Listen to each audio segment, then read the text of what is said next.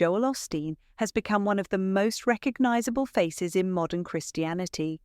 Known for his radiant smile, uplifting sermons, and global television reach, he has encouraged millions to embrace a life of hope, positivity, and perceived abundance.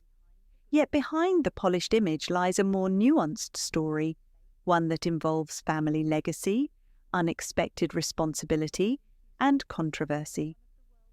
Osteen's rise from a quiet childhood in Houston to leading the nation's largest megachurch reflects both remarkable achievement and a polarizing approach to faith. Early life and the making of Lakewood Church. Born on March 5, 1963 in Houston, Texas, Joel Osteen grew up immersed in a household of faith. His father, John Osteen, broke from the Baptist denomination to establish Lakewood Church in 1959, starting humbly in a converted feed store with a small congregation. Joel initially stayed behind the scenes, quietly assisting his father with the television ministry.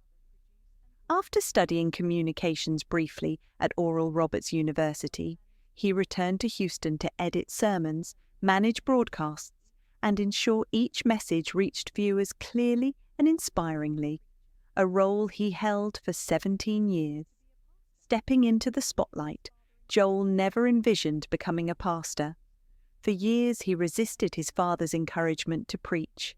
That changed in January 1999, just 6 days before John Osteen unexpectedly passed away.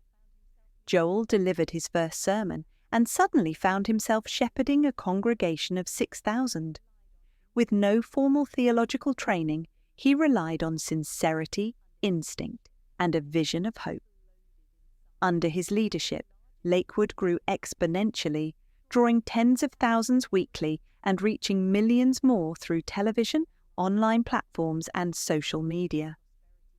The prosperity gospel controversy. Osteen's teachings have sparked widespread debate. Critics argue that he promotes a prosperity gospel, suggesting that faith and positive thinking can yield financial and personal success. While his supporters find comfort and motivation in his optimism, others contend that his sermons prioritize wealth over spiritual depth. Osteen often focuses on encouragement, blessings, and self-improvement rather than sin, repentance, or moral accountability. He explains his approach plainly. My goal is to lift people up, not condemn them.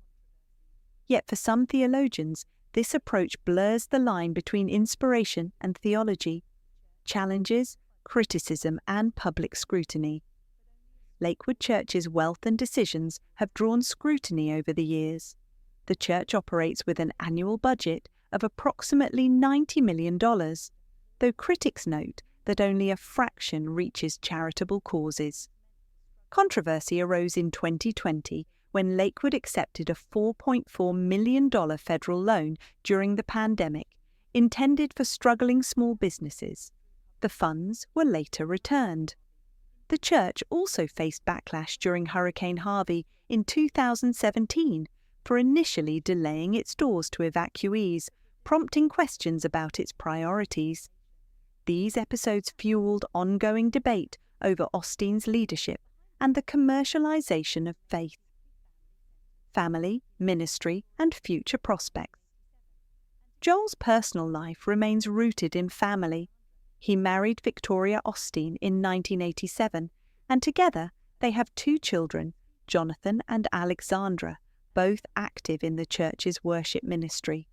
Victoria co-leads services and runs Lakewood's women's initiatives, while Joel continues to expand his global reach through books, broadcasts, and conferences.